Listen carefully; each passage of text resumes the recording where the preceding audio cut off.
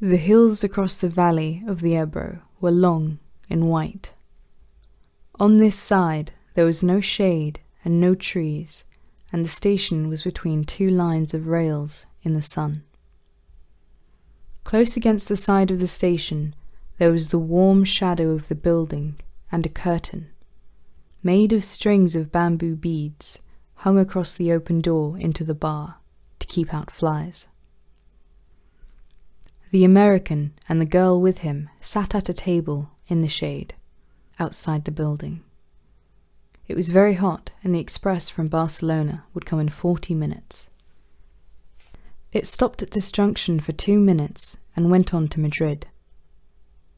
"What should we drink?" the girl asked. She had taken off her hat and put it on the table. "It's pretty hot," the man said. "Let's drink beer." "Dos cervezas," the man said into the curtain. "Big ones?" a woman asked from the doorway. "Yes, 2 big ones." The woman brought 2 glasses of beer and 2 felt pads. She put the felt pads and the beer glasses on the table and looked at the man and the girl. The girl was looking off at the line of hills. They were white in the sun, and the country was brown and dry. "They look like white elephants," she said. "I've never seen one." The man drank his beer. "No, you wouldn't have." "I might have," the man said.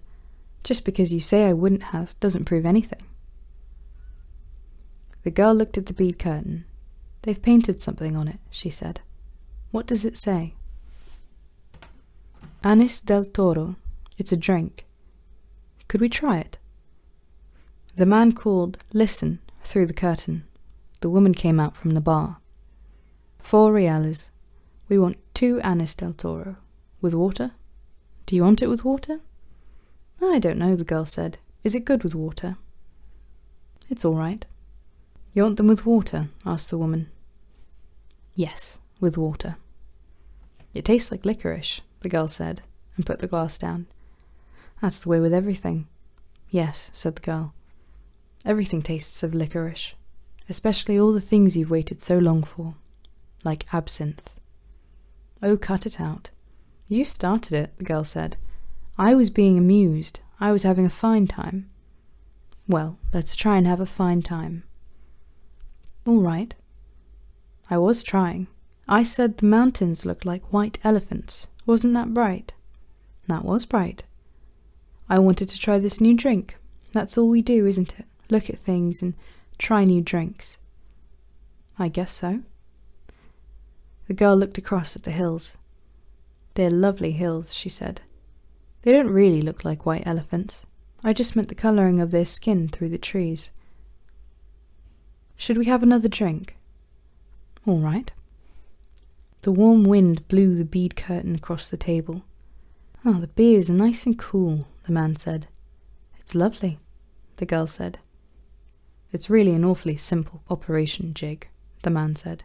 "It's not really an operation at all." The girl looked at the ground the table legs rested on. "I know you wouldn't mind it, Jig. It's really not anything. It's just to let the air in." The girl didn't say anything. "I'll go with you and stay with you all the time. They just let the air in, and then it's all perfectly natural." "Then what will we do afterward?" "We'll be fine afterward, just like we were before." "What makes you think so?" "That's the only thing that bothers us. It's the only thing that's made us unhappy." The girl looked at the bead curtain, put her hand out, and took hold of 2 of the strings of beads. "And you think then we'll be all right and be happy?" "I know we will. You don't have to be afraid. I've known lots of people that have done it." "So have I," said the girl.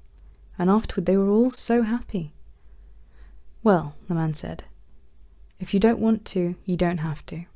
I wouldn't have you do it if you didn't want to, but I know it's perfectly simple." "And you really want to?" "I think it's the best thing to do. But I don't want you to do it if you don't really want to. And if I do it, you'll be happy and things will be like they were and you'll love me? I love you now. You know I love you." "I know, but if I do it, then it'll be nice again if I say things are like white elephants, and you'll like it?" "I'll love it. I love it now, but I just can't think about it. You know how I get when I worry. And if I do it, you won't ever worry?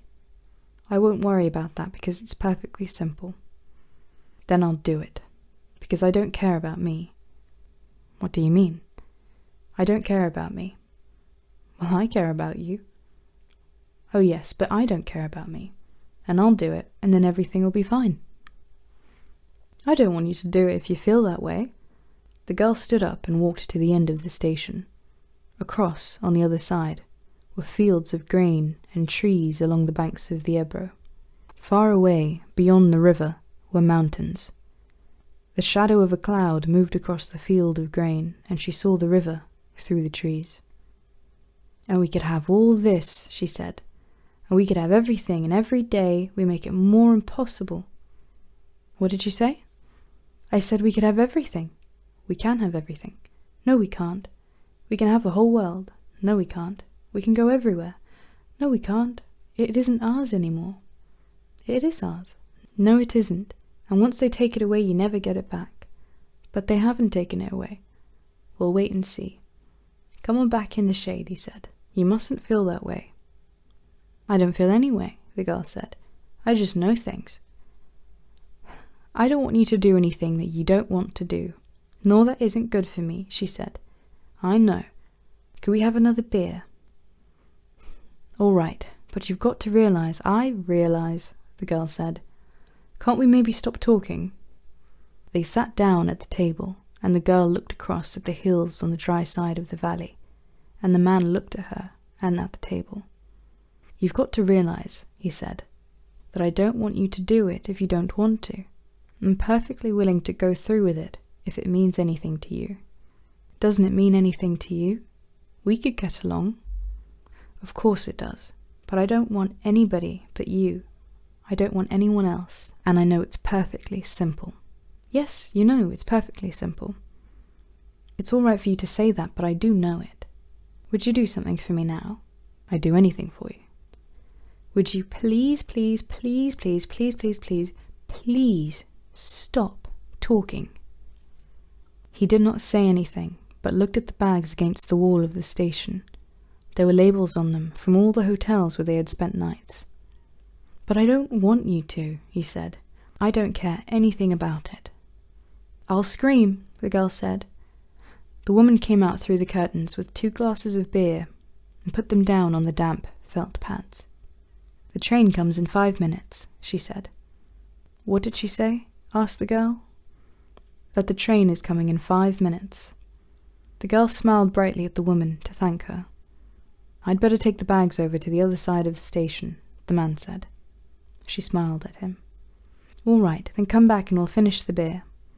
He picked up the 2 heavy bags and carried them around the station to the other tracks. He looked up the tracks but could not see the train. Coming back, he walked through the bar room where people were waiting for the train, were drinking. He drank an anise at the bar and looked at the people. They were all waiting reasonably for the train. He went out through the bead curtain. She was sitting at the table and smiled at him. Do you feel better? He asked. I feel fine, she said. There's nothing wrong with me. I feel fine. Hi guys, if you like the story, please consider subscribing.